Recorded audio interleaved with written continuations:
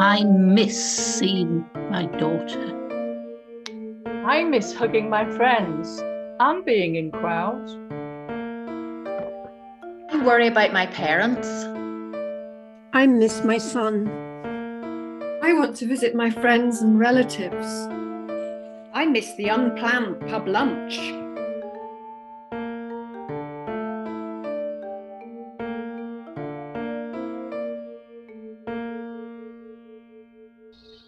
Can you share some chat with me? Can you share some chat with me and laugh and smile at this or that? I'll nod hello. Is that the key for you to share some chat with me? You pass me by, so you can see I am alone in window sat. So can you share some chat with me and laugh and smile at this or that? I'll tell you what I want, what I really, really want. I hate Banana Skin Dropper. He does it every day. I hate the lies history rewrites, evasions and U-turns. I loathe Johnson Smirks, his bluster and his blather. I hate the cyclists that don't ding or even shout to overtake. I want the feta cheese, not salad cheese I ordered online. I want to chat in a cafe over coffee with my friends. That's what I want, what I really, really want. Tell me what you want, what you really, really want. I hate that I'm addicted to coronavirus news. Boris boasting and blagging really bothers me. Not protecting old people in their homes, hypocrisy. I long for days when we brush shoulders and say, oops, I'm sorry, and pamper days and a soak in a warm, steamy jacuzzi with a pal. That's what I want, what I really, really want. So tell me what you want, what you really, really want. I want to go to Ireland to hug and love my family. I yearn to meet my friends and drink a cappuccino.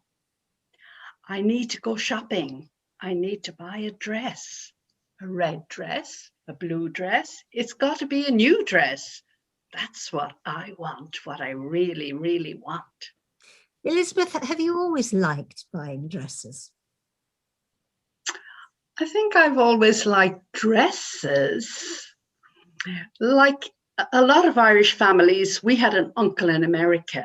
One day when I was about 18, a parcel arrived, and in it was the most beautiful red dress. Oh, I felt so grown up and glamorous when I put this on. I've never had a little black dress, but I've had a number of little red dresses and other dresses too. I think it's always about celebration for me. Like recently, for President Biden's inauguration, I went and had a shower, washed my hair, put on makeup, perfume, jewelry, even earrings, and a lovely blue dress. And I went, got my glass of Prosecco and joined in the celebration. So Jan, have you always been involved in music? Well, I was 15, maybe 16 in 1969, when I finally cracked that 2-chord change on the guitar. Moving on from 2 chords opened up a whole new world of music for me. It was a portal to those parties where people listened to live music in one room. Then, resting my fag on the end of my guitar, I'd sing my songs of protest. It was a year of protest. Was anybody else involved in protests? I was 18 in 1974 when I sold The Socialist Worker on the university campus. 1974 was a time of political activism, student unrest, sit-ins and occupations. We dressed in looms and cheesecloth, had long hair and beads and said, peace and love, to all our friends. My boyfriend then liked to be known as Trotsky, and we would chew over for hours which should come first, socialism or feminism. I was 23 in 1980 when I joined protests against the British National Party, racism and nuclear armaments. I was confronted by the police on numerous occasions for trespass and fly posting. And I was removed from Orrie Fylingdales with a bunch of other women for protesting peacefully. I remember I was 13 in 1968 when I woke up. This is the BBC News. Students riot in Paris. None, none, none. Why? What's happening? Will I go on a demo when I'm at uni? So did you, Susan? Did you go on any protests when you were at university? Bradford University. Anti-Nazi League marches through the city centre. But I didn't join the minibuses going down to the London March. We'd been warned that the National Front were going to be violent. I had friends who were hurt there. I think protests can be loud and collective or small and personal. I was 22 in 1979 when I took a journey to Holland to undertake the annual Nijmegen March. I was quite excited. Hadn't been abroad much. I got some huge blisters on the daily 35k trek. I had to have them treated with iodine. Some of the military teams are quite lewd and they tried to push me out of the way. But I stood my ground and I finished the march, unlike some of the guys.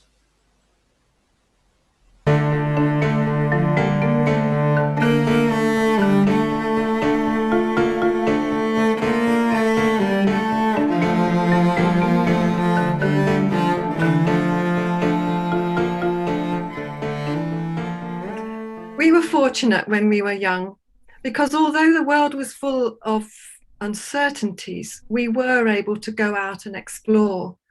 Our lives were full of possibilities and opportunities. Travel is both exciting and full of unknowns when you're young. I was 23 in 1967 and flower power was everywhere. It was the summer of love. I'd finished my teaching degree and everywhere was full of promise. My friend and I decided to cross over Europe to Greece. When I stepped off the ferry, it was very hot. It was a different world out there. We camped in some strange and sometimes dangerous places. Yes, travel can be dangerous, but it's also a great opportunity to get out and meet people, discover different cultures, and experience a different way of life. In 1979, I went to Cuba. It was at the time of the American embargo, and the only thing that was in the shops was tobacco, sugar, and rum. But despite this, I absolutely loved the hedonistic atmosphere. I was 24 in 1978 when I travelled overland to Czechoslovakia, behind the Iron Curtain, to a little place called Český Krumlov. It was my first international work camp, and we spent 2 weeks cutting down trees to allow the light into the rare orchids below. At midday, the scent of silver birch sap mingled with that of Czech dumplings. I met people from all over the world. In the evenings, lively multi-languages flew round the campfire and we sang songs. I was 24 in 1986 when I went travelling around India with a friend from work. One morning, we went to Grand Central Station in Bombay. There were bodies lying everywhere, all over the platforms, lying on mats waiting for their trains. We leapt onto a suburban train. It was very crowded, but once we'd settled, we realised we were the centre of attention. Lots of peering eyes and jeering, all male.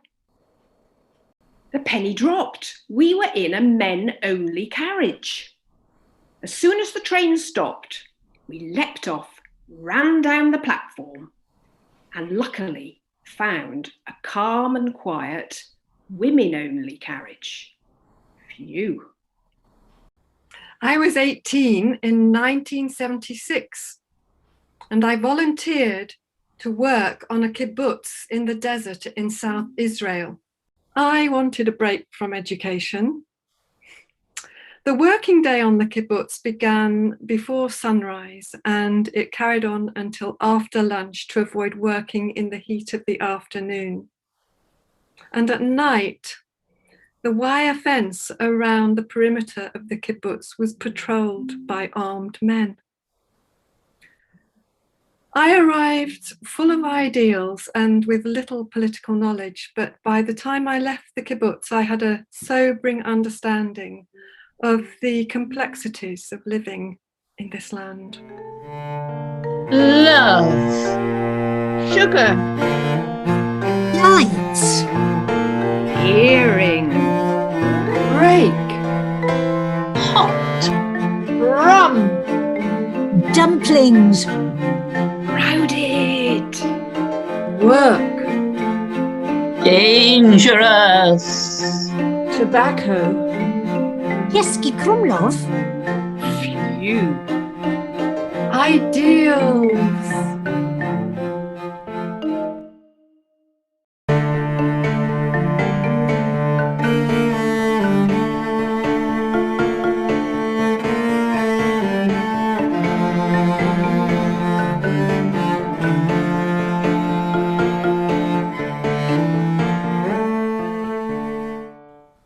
I think the 60s and 70s largely passed us by in Ireland, We didn't have the same opportunities for travel. and it was a time of great upheaval. I was 23 in 1969. I was 10 in 1969. I was standing in my mother-in-law's kitchen in Belfast. I was listening under the bedclothes in Belfast. My mother-in-law rushed in and shouted, "You must leave now. There's going to be trouble tonight." It was a warm summer's night at my granny's house. "There's going to be trouble." But the signs of Belfast had changed. That night, people took to the streets in Belfast and Derry. There was shouting, lights in the sky, gunfire, The troubles the troubles. The troubles had begun. The troubles had just become real to a 10-year-old.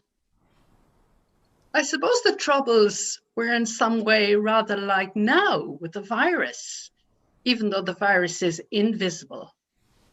But there was the same sense of uncertainty, fear in the air. When will we be able to go out? We may not be able to go out and travel about literally, but we can travel virtually. The pandemic has been positive in encouraging us to do that. I'm walking virtually with my good friend Sue in Connecticut. She's on her treadmill and her exercise bike, and I'm walking from home. We've just completed the Hadrian's Wall Challenge, 90 miles in just over 30 days. We're planning to do the Camino de Santiago next. Has anyone else made online connections with people from other countries through this pandemic? Well, yes, actually, I have. I made a new friend who's American, who lives in North Carolina, and I met her on a plane traveling to Greece. And she's a poet and I'm an artist, and we have kept in contact ever since. She sends me photographs of her bees and her chickens that she keeps, and I sent her photographs of the chicken, the only living thing that's actually visiting my studio at the moment. But what's been really exciting is that we both watched together the recent USA inauguration of Joe Biden. And what was intriguing is that it transpired later, Jeanette told me, that in fact I was seeing the inauguration ahead of her because they had a delayed transmission because they were worried about the riots. It's a really nice friendship. We talk about literature and art and politics, and it's been very sustaining in COVID. My daughter, Laura, who lives in London, and I have been doing art and wildlife drawing classes together on Zoom. On her 30th birthday, we did a Wolf Cub drawing sessions with friends from around the country, including Leeds, Liverpool and Kent. We've also been having big family Zoom gatherings with family in Canada. Relatives closer to home in Ireland have heard about these and asked if they can join in too. It's great to be able to speak with people from across the globe. I really enjoyed meeting some like-minded women from Holland. We've been comparing our lockdown experiences and our government's responses to the pandemic. And of course, Brexit. Hello. Hi. So nice to meet you this winter. A winter with COVID and of course Brexit. Here's a little poem for you.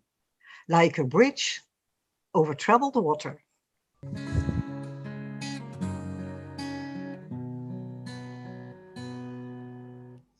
With or without EU, I still see you. As my love, to lose you hurts like hell.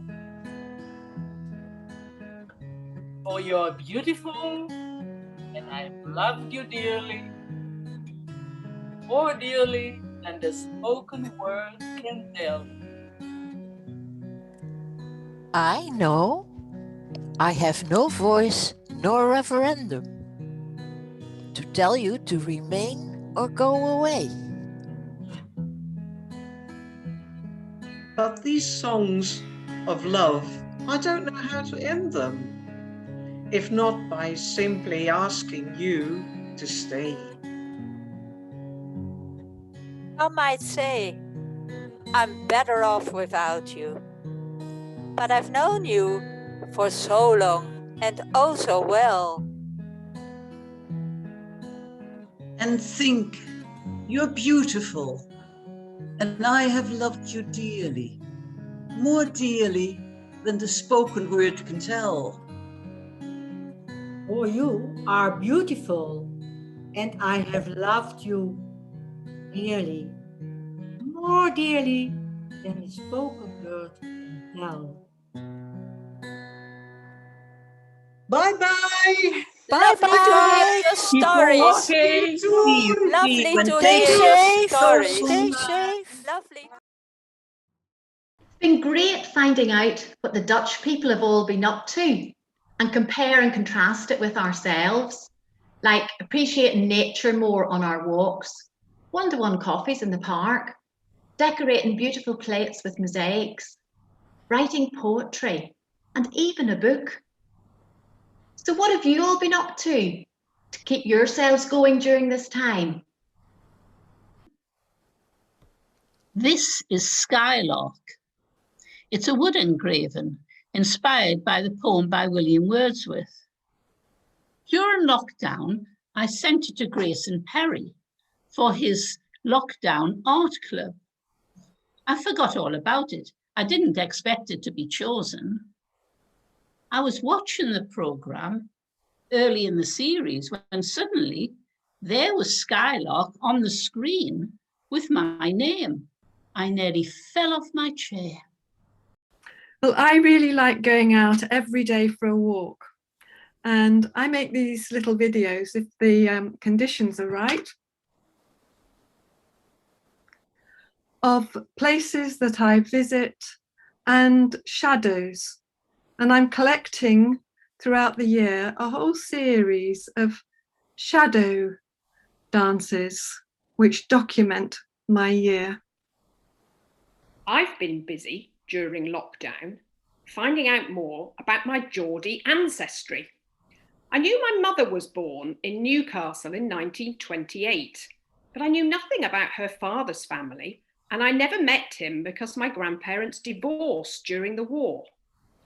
With a little help from the Northumberland and Durham Family History Society, I soon got proficient at researching births, deaths and marriages records online and looking at census details.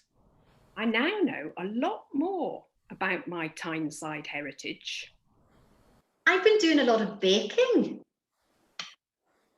I found my granny's old cookbook.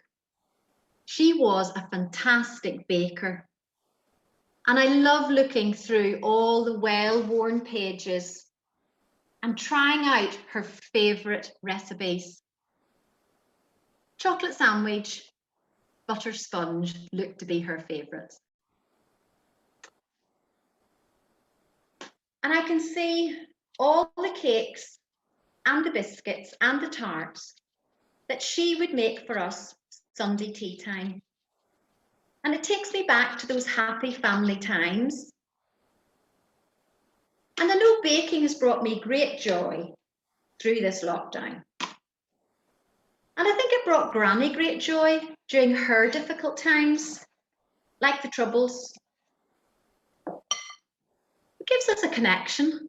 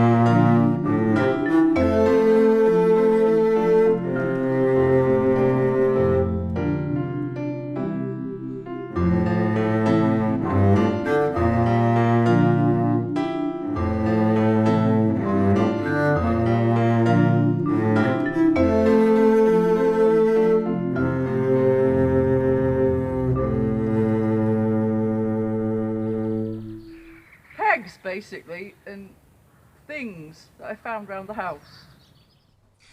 Although I miss listening to live orchestras and making music with others, I think I appreciate more what I have when my world becomes smaller. I've discovered new places on my doorstep when stepping out in my local fields, parks and streets. I agree. We don't have to travel far to find pleasure. I hope that we can quickly rely much less on oil and stop destroying our planet.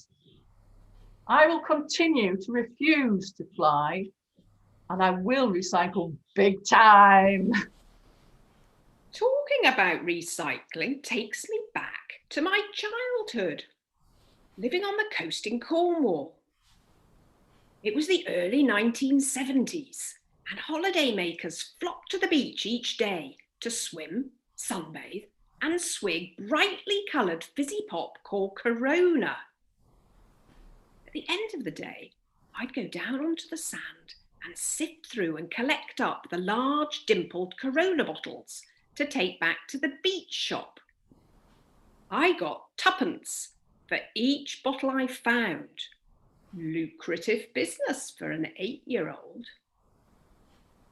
And now, breaking news. Global leaders to meet in Cornwall for G7 summit. My ears pricked up. The newsreader said, Carbis Bay. Carbis Bay? That's the beach. That's my beach. I'm really hoping that the golden sands of Carbis Bay will inspire those world leaders to dig really deep for some great environmental plans to help save our planet post-pandemic. So do I. Absolutely.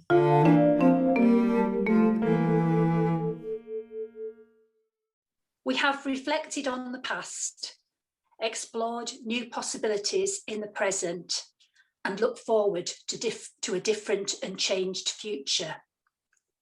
We share our thoughts in this poem that we have created with poet Linda France. It's called The Heart is Where Home Is. Sometimes we dig in our pockets and the past comes back to us. Where we lived, what we did, there in the grains of sand embedded in the seams. We remember a kiss on the cheek at bedtime, the cocoon of music, the same record over and over again, dancing like a wild thing. Down the long, dark corridor, slant bursts of sunshine, the smell of cedar. Then we're on the floor, reading, a door into another world. Cigarette smoke turned the wood chip ceiling yellow. A room we called home, somewhere to belong. Light pouring in at the window. Sometimes we dig in our pockets and see who we are today. Find tissues, dog treats, a paperclip and balm for our lips, for all the words unsaid. We juggle mobile phones, must-haves and compromises, jigsaw pieces, footsteps in the sand, the complete works of Wordsworth. Listen to the night trains whistling. We find homes for all our stuff, for kindness, a cup of tea in bed. Hunt for glasses, those we read by and those we lift and clink when we can. Keys jangle, jackdaws huddle on the chimney pot. It's quieter than we'd like, but there's room to be. Make mum's marmalade. Breathe sunlight. And sometimes, looking for something else, we discover the future in our pockets. All that we wish for. Seedlings uncurling towards the light. Birds in springtime. We look in its polished mirror, see stained glass windows, a sturdy wooden staircase, fragrant with thyme and beeswax, and all the world's children climbing. At the top of the stairs, a door opens into hills and sky, where we can spin, fly, feel a lightness, freedom, our favourite walk, our loved ones singing inside us. Before we go, we'll leave this note in the pocket of the future about staying at home and coming home, breathing underwater, pulling through each stroke as we head downriver.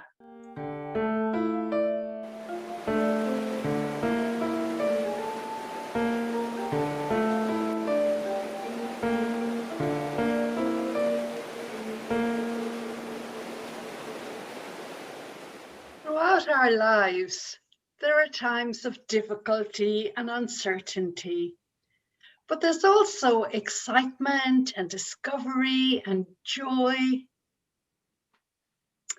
I am really looking forward to the day when I will go out, buy a new dress and wear it to visit my family in Ireland. I haven't seen them for so long. In the meantime, here's a message to my children and my grandchildren and all the young people out there. Life is precious. Enjoy it. Live every moment. The world has an array of wonderful things to offer you. You just might have to walk a more unexpected path.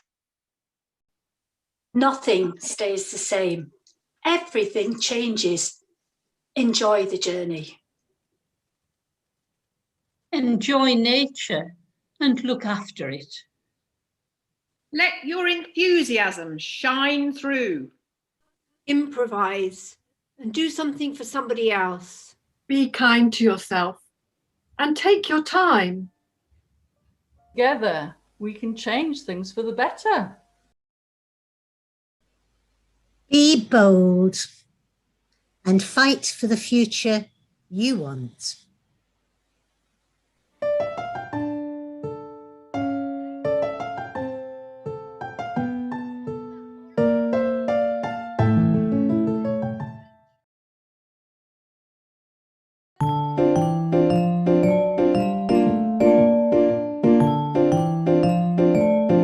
Let's change things.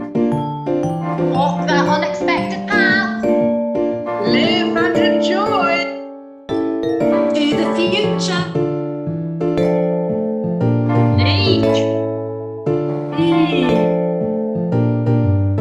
Improvise. Enthusiasm.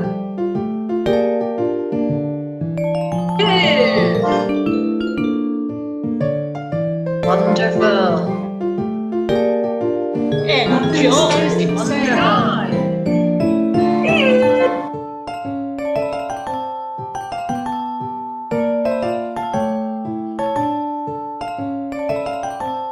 Live. Enthusiasm. Wonderful. Enjoy the journey. Everything changes.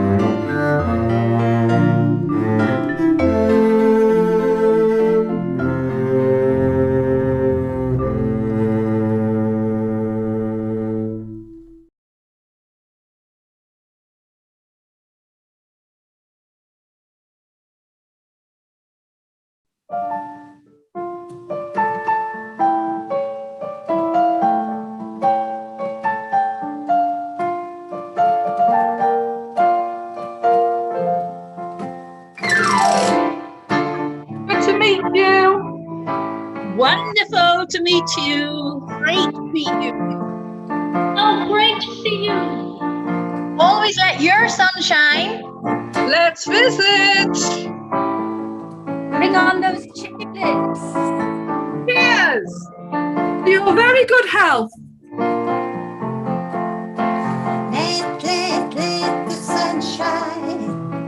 Let the sun shine in. Keep Let smiling. the sun shine in. Always let your sun shine. Yes! Let the sun shine. Let the sun shine on you.